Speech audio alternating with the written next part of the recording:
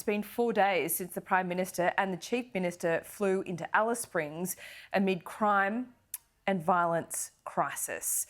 Rejecting federal intervention, Natasha Files imposed temporary alcohol restrictions on some days. Now, police and locals are preparing for things to get worse, predicting a spike in violence. As the days wear on, people are trying to exploit the many loopholes in the plan. Some trying to stockpile alcohol or driving to neighbouring towns to get it. And there's not enough liquor inspectors anyway. The Territory Government is now floating some ideas. Instead of the government making the decision about alcohol bans, they want the community to vote on it. And the Attorney-General also wants to force parents into safe houses if their children are caught committing crimes. Matt Cunningham joins us live from Alice Springs. Matt, these aren't just thought bubbles though. It sounds like from your discussions with the Attorney-General that they're serious about moving forward with these issues. The Chief Minister mentioned it briefly on radio the day before yesterday, and I think most people thought it wasn't going to happen. But I've spoken to Chancey Pake, the Attorney-General, and he says that the government is absolutely serious about this. He wants the Electoral Commission to actually organise a ballot in these town camps, in these smaller Aboriginal communities, where those grog bans were lifted on the 17th of July last year. Here's a bit of what Chancey Pake had to say. The Chief Minister for the Northern Territory yesterday did take the opportunity to talk about we are willing to take this out to the town camp constituencies and let them have a vote on whether those places should be restricted or not, and I acknowledge that those calls are backed by the CEO of the Central Australian Aboriginal Congress. Alice Springs now in the national spotlight, at least for the last week it's been, but these issues are not new, Matt. You were there just a couple of months ago where you reported on the murder of a woman and her baby on the same day these alcohol bans were lifted. That's right. It's a heartbreaking story. We actually, Laura, it's interesting, we actually came down here to investigate whether an Aboriginal voice to Parliament could do anything to deal with the issues that a place like Alice Springs is facing. We've seen Linda Burney, the Minister for Indigenous Australians, say this week that if a voice had been in place, then some of the things we're seeing happening here in Alice Springs at the moment perhaps wouldn't have happened. That wasn't the impression that I got when I was on the ground here in September last year, Laura.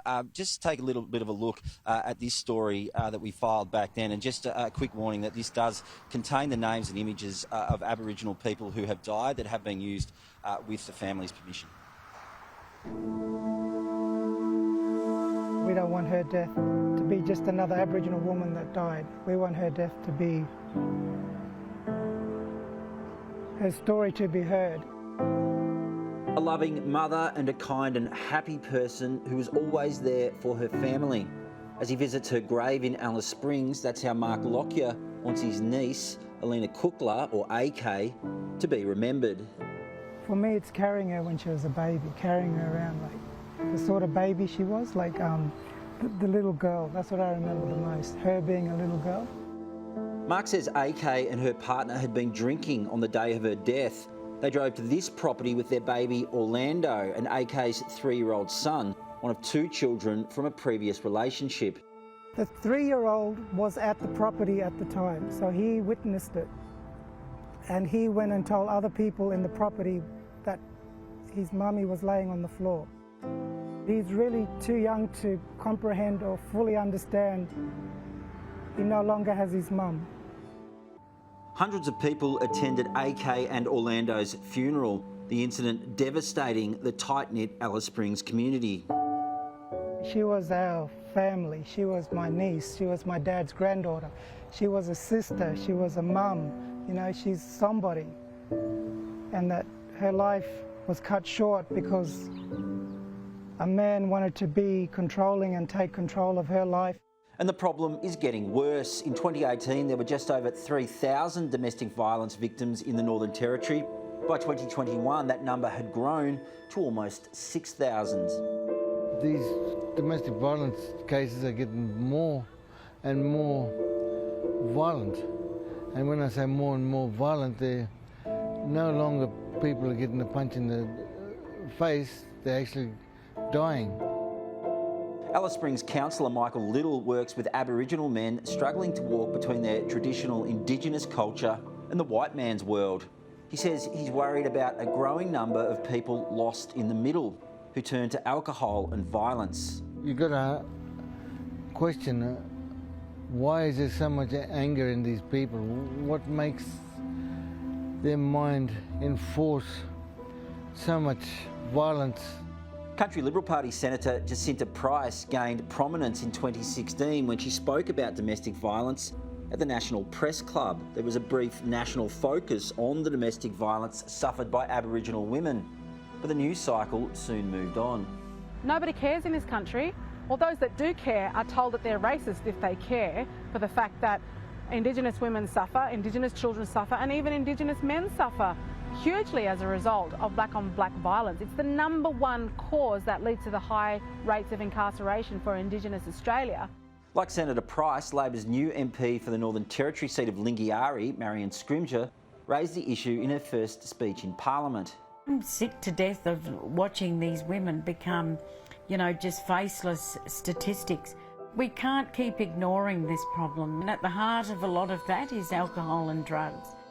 Mark Lockyer simply hopes his niece will be remembered and that her death might spark the impetus for change.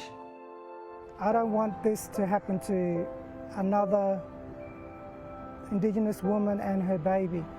If something can come out of this that protects women and children, then that's what the government needs to do, that's what the community needs to do. We need to protect the most vulnerable people in the community. Matt Cunningham, Sky News, Alice Springs. Laura, this week much of what's been reported here in Alice Springs has been framed as a black versus white issue. Every single person speaking in that story was Aboriginal. That was September last year and they were crying out for help. Have a look at this place. It is the most beautiful place in the world, the heart of this country, but it's breaking at the moment. Matt, it's been a big week for you. That story back in September obviously affected you so much as well. I'm sorry to put you on the spot here, but why is it so tough for you? Can you put into words just kind of what you're seeing day to day, and what would you tell us here in the city that we don't see? I've been reporting on this stuff for a long time, Laura, and I see that the country cares. It cares for about 5 minutes and then it moves on and doesn't care anymore. So, maybe we've got a chance here that, we are focused on this for once and maybe something will actually happen and something will change. Well, you'll be a big part of making sure that happens, Matt. I really appreciate it.